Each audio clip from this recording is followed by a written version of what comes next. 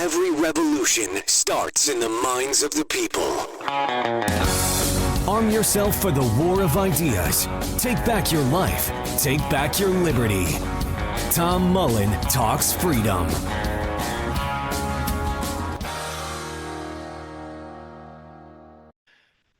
Hello, everyone. Welcome back to Tom Mullen Talks Freedom.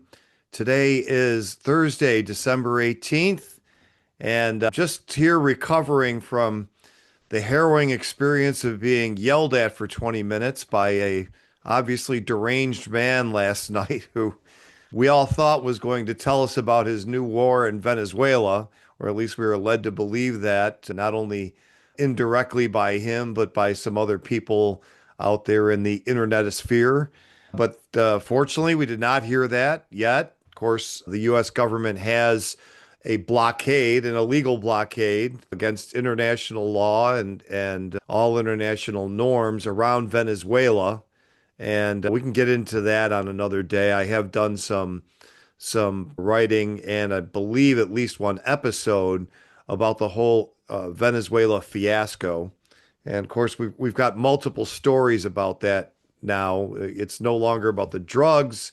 It's about them nationalizing oil from U.S. incorporated multinationals 15, 18 years ago. I think it was 2007 that Hugo Chavez did that. Of course, he's one of a dozen countries that have nationalized oil or assets and infrastructure that belong to American companies in the past 70, 80 years. So Venezuela, I think, is the latest, but certainly not alone in having done that. But I wanted to talk about something different today, and it's something I really haven't written or said anything about because, to be honest with you, I didn't know that much about it before. And I'm talking about the Charlie Kirk assassination. And the background on this for me is, to be honest with you, I until he was assassinated, which was of course terrible, tragic, I didn't know much about him. I had seen him doing TV spots on Fox mainly and sometimes some other networks over the years. And when you get into that whole part of the conservative movement that's heavily Christian, my eyes kind of glaze over. I'm not interested, right? And this is not a knock on Christianity, of course. I'm just not interested in it as far as political viewpoints are concerned. So, I didn't realize he was as influential as he was. I didn't realize he had the kind of reach that he did. I just thought he was just another facet of what we might call conservative Inc. And I very much considered him part of what we call conservative Inc., which is the mainstream conservatives that are on what maybe Tom Woods would call the 3x5 flashcard of allowable opinion, whatever. I can't remember what his slogan used to be, but that don't really challenge anything about the establishment. They're out there distinguishing themselves from the Democrats in very superficial ways. And apparently there was a little more to Mr. Kirk than that. The fact that he, and I don't think anyone denies this, was able to talk President Trump out of going to war with Iran, or at least that's the claim, and that also Tucker Carlson might have had a hand in that. I mean, we know Tucker Carlson's got a huge reach, and I guess most people besides me knew how big a platform and big a following Charlie Kirk had and how influential he was. If he wasn't that influential, of course, he wouldn't be able to get in and talk to a president at all, much less purportedly have some influence over a major decision like that. So my bad as far as that's concerned. And of course, regardless of his political views or whether I agreed with everything he said or not, I of course thought it was horrible that he was brutally murdered in public as he was, just as it was horrible that Rob Reiner was killed apparently, allegedly by his own son. Now, these are things you can find horribly tragic, whether you agree with their politics or not. But I kind of ignored because I was never really interested in Charlie Kirk and didn't know how influential he was. I didn't pay a lot of attention to the chatter about his assassination and how strange some of the details of his assassination were. And I definitely didn't get into the whole Candace Owens thing, and that's raised a lot of strong opinions. And even among, I guess, put it this way, when Ben Shapiro attacks Candace Owens, I don't care because Ben Shapiro is basically just an Israel agent at this point. I mean, and whatever, he may be very sincere in his beliefs, but he obviously has an allegiance there that I take what he says with a grain of salt. But there's a lot of people that I do kind of whose opinions I do respect that are attacking Candace and seem to be attacking her genuinely believing what they're saying. In other words, it's not agenda driven. They just genuinely believe she's in the wrong here, that she might be motivated, she might have dishonest motives. And then there are a lot of people that I like, whose opinions I respect, that are supporting her, or at least are saying, hey, she's asking great questions and she's pointing out some very relevant details. So I had never seen her show before. I've watched two episodes most of the way through. The way her show is structured, she leads with her story. And near the end, there's a whole section where it says comments, and she's apparently responding to people in her chat. And I haven't listened to any of those or any of the follow-ups on those, but I've kind of gleaned some of what she's saying about the Kirk assassination. And what's jumped out at me, and I'm agnostic about this. I have no idea if there's anything truly going on there, whether it's not just this disturbed kid who seemed to go off the deep end with left-wing politics, having previously possibly been a right-winger.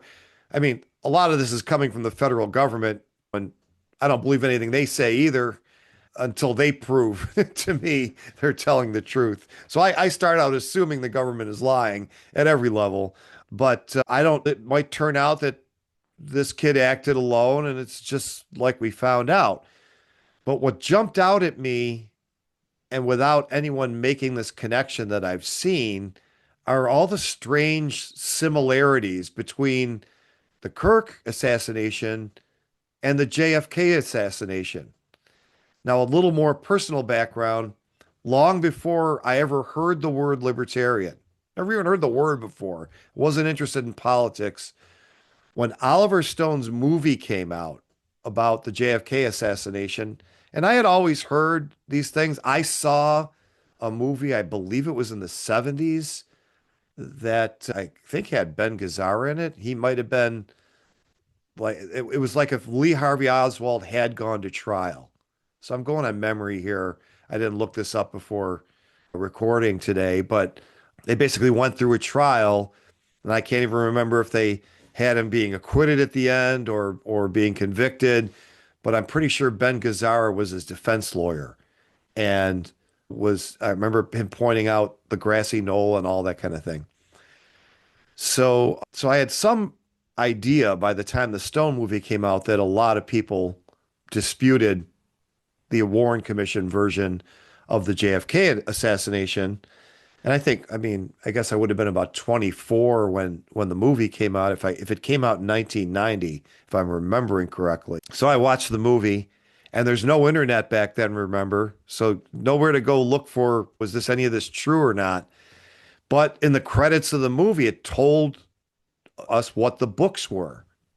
And I got out of the movies, and I saw this in the theater, of course, and I wrote down, these are the books that he based the thing on, and I read both of them, one of which was On the Trail of the Assassins, which was written by the prosecutor in the Clay Shaw case that's dramatized in the movie, Jim Garrison. And then there was a much more extensive book called Crossfire that was written by a guy named Jim Mars. And he passed away several years ago. but he was a longtime JFK researcher, and it was a really, really thick, well documented book that I found very persuasive. And of course, when you read the book, you realize the movie did some things like consolidating several characters together. They had more than one CIA agent in the case. I think it was the case against Shaw, and they kind of put that all into the Donald Sutherland case to have somebody who could tell you the theory, make the thesis. So that guy didn't really exist. And there were other composite characters. So I think there was more than one of those. And there's just some other things in the movie where they're putting words by other people into Garrison's mouth to help tell the story in some kind of reasonable time. But when you read the book, you find out a lot more. There's a lot more evidence than the movie was able to present of the problems with the Warren Commission and just a lot more information. So, and it's funny because I saw the film and I remember this. I went to see my dad, who's a voracious reader himself. And I saw this movie and he said, "Oh, they've already debunked that." So he was pretty much on the Warren Commission page. And I said, "Well, you know what? I read the book that the movie was based on, and it was a lot better. And you should read it." And he's like, "Give it to me." He goes, "I'll give you a fair whatever valuation." And it was like several weeks before he got through the book. And on some other visit, I said, "By the way, did you ever read that book on the JFK assassination?" And he said, his answer was, "This government lies to us every day about everything." Interesting answer. He didn't give me a verdict, but that's what he said. And so anyway, I was very into that. When the internet first became a thing, a friend of mine and I were scouring the internet for any more stuff we could find. And we found lots of stuff that was somewhat bogus. But anyway, it was a big interest of mine during the 90s. I had other ones too, and didn't really start getting into politics until the 2000s. And it was actually like somebody asked me one time, like, what my political beliefs were. And I described them, and he said, "Oh, you're a libertarian." I said, "What's that?" He reached into his desk and started pulling out magazines for me to read. I think it was one of those Detroit Free Press, one of those things. Again, early days of the internet, so you couldn't just go on to the Libertarian Party webpage. And but as time went on, a few years after that, we're like, "Oh, we got a political party and everything." And I actually agree with him. It was kind of during the glory years when in succession we had Ron Paul and Harry Brown and Michael Bodnarik. That was the first one that I was aware of. I just missed Harry Brown. And to me, Bodnarik was just phenomenal. I mean, he didn't get a lot of votes and he was not very well known, but he was just great. And then after that, I mean, the party has never nominated a candidate I felt that strongly about again. But anyway, I digress. I guess I should get to the point, which is I noticed with all that background, I noticed a whole bunch of things about the allegations. Now, all these allegations might be false, but some of this comes from Candace, some of this comes from other things I've seen online. A lot of it seems to not be disputed by the official story. Okay. So I'll just give you some similarities between the JFK assassination and the problems with the official story and some of the things I've heard about the Charlie Kirk assassination. So I guess the first similarity that just jumps out at you is we have another magic bullet. Okay. So I think most people are familiar with the fact that even the official story admits with JFK, there could only have been 3 shots fired in the time that the Zapruder film captures of the whole assassination before the final headshot. So one of them is the final headshot that everyone, the back and to the left, everyone knows that. And that they claim came from behind and to his right, even though his head, like his whole body goes backwards as if he were shot from the front. So that's one bullet. and they know one bullet hit another guy. I think his name is James, either Teague or Teague, and he's way over. If you see the films by the viaduct, or what do they call it in Texas speak? Maybe the overpass, but a bridge over the road. We call it a viaduct up here. So this guy's standing over there, like far in front of the vehicle, and I guess a bullet hits a curb, and either part of the bullet or part of the curb hits him in the face, and he actually gets a little minor wound. So they know that those two shots happened, and there's only one more shot, and it's supposed to account for all these wounds. Go through Connolly, through his back, off his wrist, off his knee, off the stone guy, hits Kennedy, going downward, then turns upward and turns right, and whatever. It's ridiculous, right? So that's the magic bullet in the JFK, a bullet that couldn't possibly have done what it would need to have done if it were the only remaining bullet in the assassination. And here with Charlie Kirk, we have this, what is colloquially known as the 30 6 bullet. So that's like 30.06. And I think the odd is actually aught. All you for shooters out there would know this better than me, but it's a very powerful bullet. And it obviously hit Charlie Kirk in the neck. That's where his wound was, but it didn't seem to come out the back. And it didn't ricochet. It didn't hit the backdrop from that he was standing in front of. And the bullet of this caliber would have to do that. And so sometimes the way you know that there's a problem is when it's not even officially denied. So they're not even denying that the bullet didn't go through, and it didn't hit the backdrop, and it didn't ricochet and hit anybody else. And this very powerful bullet supposedly got stopped because his neck was so dense, because he was in shape and he ate well, and it's just crazy. So we got this problem with the bullet. So that's just a similarity. It's like in both cases, everyone's like, wait a minute, wait a minute, wait a minute. That bullet could never have done that. So we've got a magic bullet in both cases. We've got mysterious people at the scene in both cases. So with JFK, there were no Secret Service agents actually on the ground in Dealey Plaza. But there's multiple people who testified that they were shown Secret Service credentials. Now, there is a guy who, before he died, made a film claiming that he's the one who made all the fake Secret Service identifications, that he was a mob guy that off and on worked for the CIA, and that he was given this job. So again, people dispute it, whether or not it's true. I think what's not disputed is there weren't any Secret Service people, like not other than the ones in the cars in the plaza at Dealey. But all kinds of people testified that they were shown Secret Service ID by people who interacted with them, questioning them or whatever. Another thing, and you can go on YouTube and see this, and this is not an AI characterization, but a real film.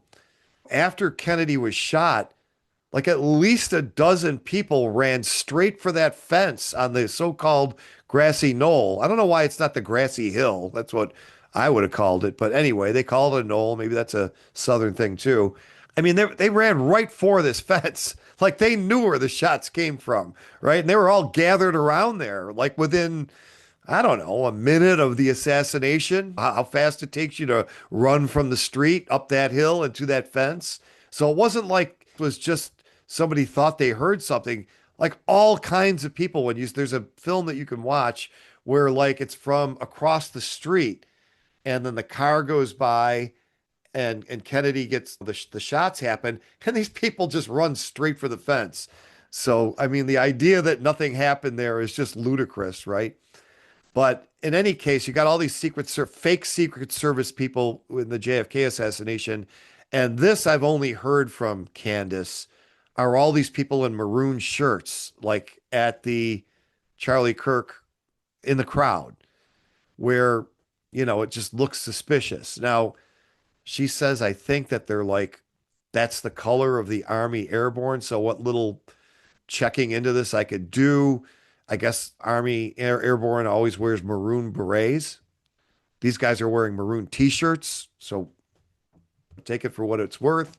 But at least somebody's claiming there's a bunch of a strange presence in the crowd. And then, of course, you also have this George Zinn guy who could be parallel to several people. Now, first of all, he's the guy who's kind of a nutty guy. He shows up at political events and he tries to get a lot of attention. That's from what I've read. His name's George Zinn.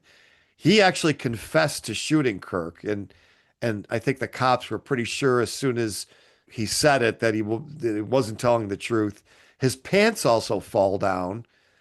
So you remember there was an epileptic in the Kennedy assassination, and he has an epileptic fit right before Kennedy gets shot or during, and then he never like ends up at the hospital or something. There's something mysterious with him. So you got that parallel. You got the nutty George Zinn with his pants down, confessing to the assassination. You have the epileptic. You have the guy in the Kennedy assassination with the umbrella. I think they tracked him down. And who knows? Like, real suspicious, but just like another parallel. And so there's a couple of things. Then another thing is the whole thing with the gun. So in the JFK assassination, the early word, and I think this was actually published in newspaper accounts, was that the gun they found was a Mauser, German Mauser. And it later turns out, no, it was this Mannlicher Carcano, whichever one it is. And so there's like dispute about the gun, and there's all kinds of problems with the whole finding of the gun. Okay. That it was suspicious, that like nobody else saw it there.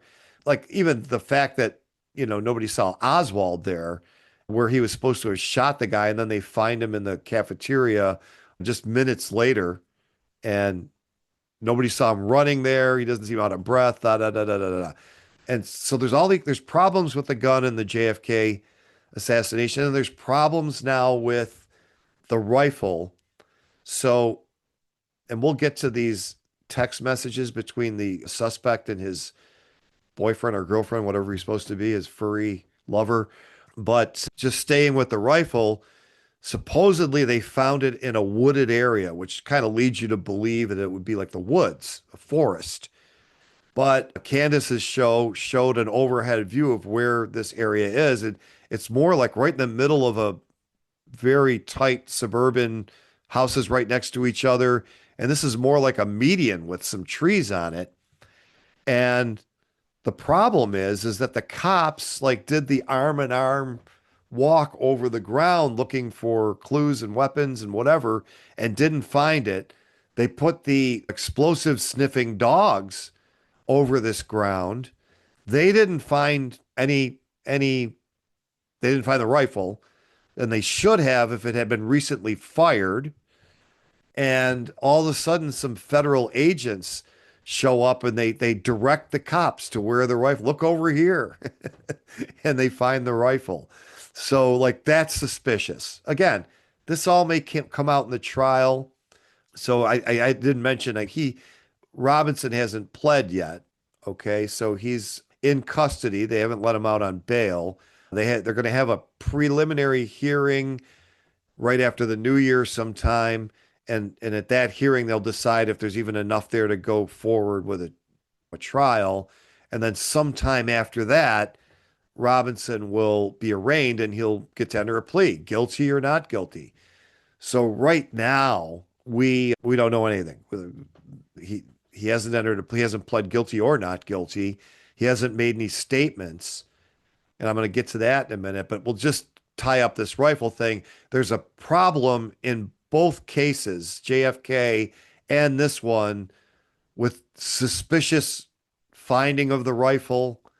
There's no confusion in this one about what the rifle is, but the name they came up with for the rifle originally on the Oswald rifle was Mauser. which is the same kind of rifle as in this. I don't think it's not actually the same rifle. So the Mauser they found or mistakenly thought they found with Oswald, and I think maybe the Carcano had the word Mauser on it or something. I don't know, but would have been a different caliber than this thing that Robinson purportedly shot. Both of them, by the way, are bolt action rifles, which is another weird thing in 2025. So I think the story is that this kid stole like an antique gun that belonged to his grandfather, or maybe he didn't steal it, it was given to him, but it was originally his grandfather's. So it's an old gun that you got to do the recycle with the bolt action after every shot. So he only had to take one shot, which is another unlikely thing that he does this thing. He hits on the first shot. Not that it's impossible or anything like that, but one thing after another, and the odds start to build up. And he obviously didn't ever take a second shot. Now, unlike the guy who shot at Trump, he wasn't himself shot. So I don't know why he wouldn't take another shot. Like, obviously, the first one hit. I don't know how well you could see from 150 yards away. And if you're trying to kill somebody, I would think you would be like taking another shot pretty quickly in case the first one didn't finish the job. I don't know. I've never shot at anybody. So it just seems like that's what I hear. I mean, that's what Oswald did, right? I mean, he shoots, he keeps shooting. And that's what the guy for Trump did because he hit other people. So what's next? All right. So the whole thing with Robinson, the suspect, I was assuming, maybe wrongly, from the way it was reported, that his father believed that he killed Charlie Kirk and convinced the kid to turn himself in. So at least Candace is challenging that narrative, saying, no, they fingered this kid as the one. The parents recognized that the pictures they saw on television were their son, but the choice given to them was either turn yourself in or we're going to raid your house and you could get killed resisting. So there's dispute there. Like there is no confession. He has not confessed. There's no signed confession in the possession of the police that they've at least let us know about, and or the feds. And he hasn't taken a plea. So what's he going to plead? We don't know. It might come in there and say, yeah, I did it. He might sign an affidavit saying he did it. We might get more details. But if he pleads not guilty, it'll just call into question the whole reason we were led to believe that he confessed. Because I thought he had confessed. Now, again, that just might have been a wrong conclusion on my part because I wasn't paying that much attention. But remember, Oswald, I'm just a patsy, which brings us to another similarity between the two assassinations. And that's like the strange text message that's just way too conveniently incriminating. It's written in strange language that's almost out of like a 19th century novel rather than the way like two 20-something kids would talk to each other. I call them kids because for me they might as well be. So there's a lot of people saying, that doesn't seem real to me. Now it might be completely real, and these these were not your average dudes here. One of them's into the furry thing. He's also transitioning, and I think Robinson is at least somewhat autistic. So who knows? But the the the texts look fishy. Put it that way, or they could look fishy. And what's the parallel with JFK? Well, of course, you got the Ruth Paine letters that she turns into the feds. I mean, there's all kinds of evidence that Ruth Paine turned into the feds that was just so convenient for their investigation of Oswald, and some of which she could have just typed herself. Now, there's a whole controversy about Ruth Paine and whether she was a spook or just a Quaker do-gooder who happened to be stumbling around Oswald. But it looks, put it this way, everybody around Oswald at the time was a spook. That George de Mortionfeld, or however you say his name, was a spook. There's no doubt about that. And he was obviously assigned to handle Oswald, whether Oswald knew this or not, when Oswald came back from his defection to Russia, which there's speculation that he was a fake defector because there were like half a dozen other fake defectors at the time that were during the short period of time when Oswald went that are not really in dispute. And the fact that Oswald could have been one of them is a pretty plausible story, whether it's true or not.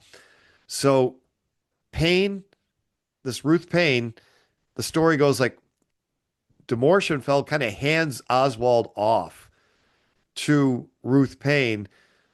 Oswald separates from his wife right before the assassination, and Ruth Payne takes in Marina Oswald and the kids. So now they're living at her house, right? And Oswald comes to visit and even stay overnight from time to time since he's not living with Marina at the time. This Ruth Payne gets him the job at the book depository, like right 2 weeks before the assassination. She just happens to know somebody because he's looking for work and gets him a job there. Like she didn't actually get him the job. She hooked him up with somebody who got the job or something to that effect. But just, okay, very coincidental that she does this. And one of the things I didn't know until I read one of the other books on JFK is that Oswald claiming he was a patsy is very, very plausible because Oswald was a nutty guy. And when he was a teenager, here's a factoid, he was very much anti-communist. And he used to like go around the neighborhood, like looking for communists with his brother and some of his friends. Like they were like this self-appointed, what do you call those? Strike teams or whatever they call them in law enforcement. And so he's got that in his background. Now his mom, who is a single mom, her sister is in the CIA. Like that's not disputed, as is her son. So Oswald's first cousin, and maybe the sister's other son. I can't remember if they were both CIA or just one of them, but at least his aunt and his first cousin are spooks.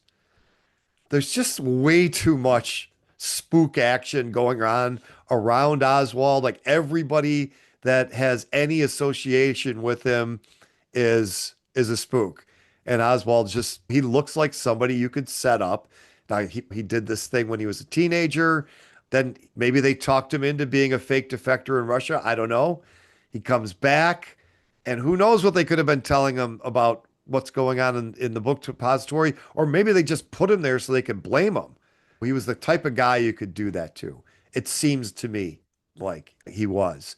So okay. So you've got Ruth Payne, who seems like a handler, George de Mortion, whatever, who definitely is a handler around Oswald. And what about Robinson? You've got these screenshots that I don't think even the investigators found, but like you can go in and find all this stuff. You remember they first said that Robinson had no online profile, and now it's like, yeah, he had a lot of online profile, and he begins interacting around the time that he starts to go left wing. So I guess he originally was more of a MAGA guy. I mean, he's young, so when he's 20, I don't know. And then around the time he starts to go left wing, there's this profile, and it's spelled Najragalvez. So I'm just going to pronounce it Najra Galvez. Don't know. It's a written profile, and nobody knows how it's supposed to be pronounced. But this profile starts interacting with Robinson, and people are saying this is some kind of actor that's trying to nudge him, manipulate Robinson into maybe committing a violent act. So again, that's speculation. We may find out more about that profile. If we don't find out anything about that profile, it would be kind of fishy because it would be like, well, why aren't you running down where this came from? Where where where is that profile based? What's the IP address it's associated with? Stuff like that. You could find this person if you really wanted to investigate. And is he involved at all? Or is he just some loudmouth on the internet? So it's another possible connection. It's like, was Robinson handled? Did he have a handler that he didn't either did or didn't know about that helped maneuver him into either doing this? I think Candace's theory is that Robinson did not pull the trigger. Like he didn't shoot. He was there, but he didn't shoot Charlie Kirk. And I think part of what she's saying is the gun he had was not the one that killed Charlie Kirk because the wound and what we see on the video is not consistent with that gun being used. Now, another one. Okay, if you know the JFK story, you know that they take him to, is it Parkland Hospital? I'm pretty sure that's the name in Dallas to try to save his life. And Texas doctors try to save JFK's life. And of course, it's a very futile effort, but they try. And then they need to do an autopsy. And the feds want to fly Kennedy's body out of Dallas and take him back to DC. And there's like a scuffle between the doctors in the hospital who tried to save JFK. You can't take the body out of there. And there was some law on the books in Dallas or in Texas that said, if there's a murder, then this is what's got to happen. And the feds are saying, no, not when it's a murder of the president. We're taking the body and blah, blah, blah. So there's this literally physical scuffle between the feds and the local doctors. Well, of course, when Charlie Kirk gets shot, they take him to the hospital. I guess he still had a pulse when he got to the hospital, which is remarkable given the wound. He got hit, I assume, in an artery. He bled out really badly. And so they tried to save his life. And the doctor who worked on him pronounces him dead. And then, and this is more Candace info. This is the only place I've heard it from. So that's the source. Apparently he leaves the operating room and his next step is to go back in and like clean up the body so that it wouldn't look so gruesome for the next of kin, which I guess would have been Charlie's wife. So he tries to go back in the operating room to do this, and the feds won't let him go in there. He's like, "What do you mean? I got to go clean up the body. I've done this 95,000 times in this kind of a case. They won't let him back in." Well, why the feds like blocking him from going in there to look at the body? We don't know. And I guess this doctor had some connections himself. So he makes a phone call somewhere. And if you don't want to be walking a beat in Sheboygan somewhere, you better let me in. And he gets in to clean up the body. So it's just another little thing. Like there's this dispute over the body with the feds and the local doctors. Like it's another crazy coincidence. And so that happened. And then the last thing I think is the car. So with the JFK limo, which is going to have bullet holes in it and blood evidence and tissue evidence and whatever else from the murder. And of course, if we see bullet holes in the back of the car, like indicating that the bullets came from the front, that would be very problematic for the book depository theory. So what was always suspicious about the JFK limo is I'm pretty sure this was a Lyndon Johnson thing, or his staff immediately had it sent out to be cleaned and refurbished so that all the evidence was erased. Like, how do you do that? The president is assassinated. How is it still not available for examination like 50 years later? So 60 years later. So that was weird. Well, like the same thing happened with the Charlie Kirk limo. So you're not going to believe this. So it was a rental car, actually. I'm not sure if it was a limo or whatever. I saw a picture of the back seat. It looked somewhat limo-ish. It was very spacious, whatever it was. And I guess one of the guys associated with Turning Point was riding with Charlie after he was shot. He was in the car, and they get him there and they rush him into the hospital. And this guy's not thinking about, oh, my computer bag and my wallet. He just probably ran in there with everybody else. And so now his stuff is in the car, and the FBI takes control of the car and they wouldn't let him back into it. So that's actually normal, right? Yeah, you can't go in there and start rummaging around. But then they clear the car, and then they let him go in and get his bag and his wallet. So this might be completely innocuous, but it just also it doesn't land very well that like this the same day. I mean, this is within an hour or two, I don't know, of the assassination. They're letting a guy just go in there, and now I guess maybe the explanation might be, look, we got all the evidence we could get out of the car. We took a bunch of pictures. We ran a bunch of tests. We did. And this is not the crime scene. He wasn't shot in this car like the JFK car. So, maybe it's all fine, but it was a rental car, and I guess the owner of that rental car shop was out of town, and they got a hold of him, and he said, "No, just send it to be cleaned and sold." So it was like cleaned, refurbished, and sold either like the same day or very quickly. So it's just another thing that lands a little weird. This one to me doesn't sound as suspicious as the JFK limo because again, there's no bullets. This is just the car he ends up in after he gets shot elsewhere. So it's not quite the same. You're not going to find evidence of the direction of bullets or anything else in there. It's just the car that he rode in. So it's just weird that it got cleaned very fast. Just another little similarity. So we'll see how this turns out. I'm completely open to the whole thing. It was just this kid in a rage over Charlie Kirk's stances on things like transgender or maybe even homosexuality based on his Christianity and all that. And he did this, and he was a hunter. So we know Tyler Robinson did have a hunting background. So it's not like he's just some guy that got a hold of a gun and tried to shoot, because it's not that easy to do what he did.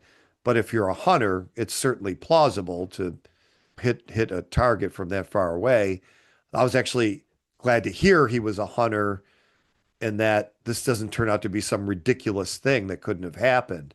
So it could very well be the official story is true, but there's an awful lot that's suspicious about it. I guess I'll speak. The last thing I'll say is that, of course, there's speculation that the Israeli government had something to do with this, and the whole thing with where Charlie Kirk was at the point right before he got killed of perhaps changing his stance on U.S. government support for Israel. He had already talked Trump out of going to war with Iran, which would have been on Israel's behalf. So all I can say about that is I think they've established a very strong motive for Israel to not want someone who's got that kind of influence coming out against U.S. government support. But motive is not proof. It's part of a case. I don't know that I've seen any evidence yet that they had anything to do with it. It was kind of fishy that Netanyahu comes out and denies it. We didn't have anything to do with this. So, okay. That was a little over protesting, but whatever. But of course, Robinson had a lot of motive for doing this, given where he was and what he was posting online. So motive is important in a case, but it's not proof. So we'll see, because there's a theory like, yeah, he turned down some money that was coming from an Israel lobby, and he was starting to get into arguments with his Israeli donors, and therefore they're worried that a guy who can influence tens of millions of people, we can't let him start influencing those people not to support us. Again, that's a motive, a plausible motive. Does it mean they'd kill the guy? That's another story. Not that intelligence agencies don't kill people, whether they're foreign or domestic, but I don't know that they've presented any evidence of that. So, and I don't know that anyone claims they've presented any evidence of that, just this motive. And it starts to look fishy. And there we may find other parties had motives too. Right now, the investigation's centered on Tyler Robinson. I think they're going to make the case he acted alone. And we'll have to see if there's any hard evidence that comes out that that story's not true.